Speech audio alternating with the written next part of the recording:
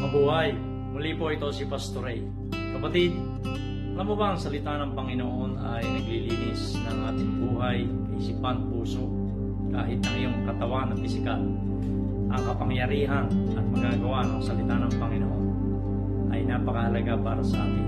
Dinisenyo, ginawa at nilikha ng Panginoon ang ating buhay na kailangan at hinahanap, inuuhawa ng ating kaluluwa ang salita ng Panginoon.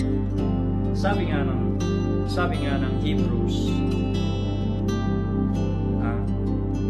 for the word of God is living and powerful and sharper than any two-edged sword, piercing even to the division of soul and spirit, and of joints and marrow, and it is a discerner of the thoughts and intents of the heart.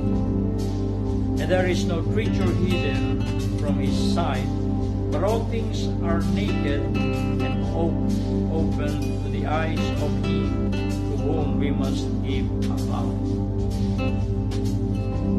Ina-expose ng Panginoon ang gawa ng laman at gawa ng Espiritu, and sa pamamagitan ng salita ng Diyos ay nahahayag ang gawa ng Panginoon sa ating buhay at ang kalooban ng Panginoon at ang mga dapat nating nakakarating sa buhay. Ito'y nagiging gabay, patnubay, ilaw na tumataklaw sa landas natin dinadaanan. The Word of God is powerful, sharper than any two-edged sword.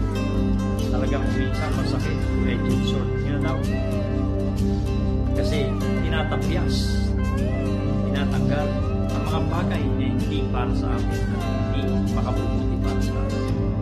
Ina-expose ang mga maling kaisipan at maling intensyon ng puso.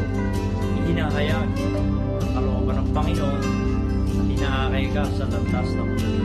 Bubusugin ka ng Word of God at bibigyan ka ng magandang buhay at tagumpay. Ito ang pangako ng Panginoon. Kapatid, take time to read, to listen, and to meditate the Scriptures, the Word of God. Buhay ka, kapatid, at alam ko na sa puso mo ay may buwang pa ang salita ng Panginoon. Araw-araw tumatanggap tayo ng iba't ibang salita. Araw-araw tumatanggap tayo ng mga balita.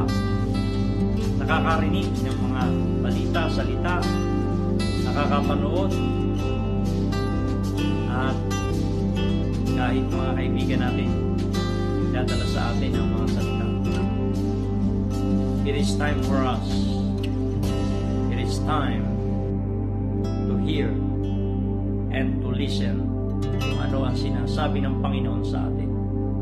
Tapos na ang paglalaro, tapos na ang mga bagay na makamundo, tapos na ang mga bagay na wala tayong sa presensya ng Panginoon. Panahon na, kapatid, upang pansinin natin ang sinasabi ng Panginoon sa atin. Oras na upang tayo ay makinig at sumunod sa salita ng Panginoon.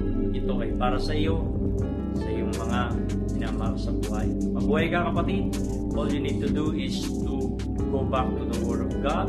Kung may katanungan ka mangyari, mag-subscribe ka sa channel na ito. At kapatid, you can follow me to my live streaming Monday to Friday 7 p.m. Philippine time. Kung kayo po'y nasa Europe ay 12 o'clock in the afternoon.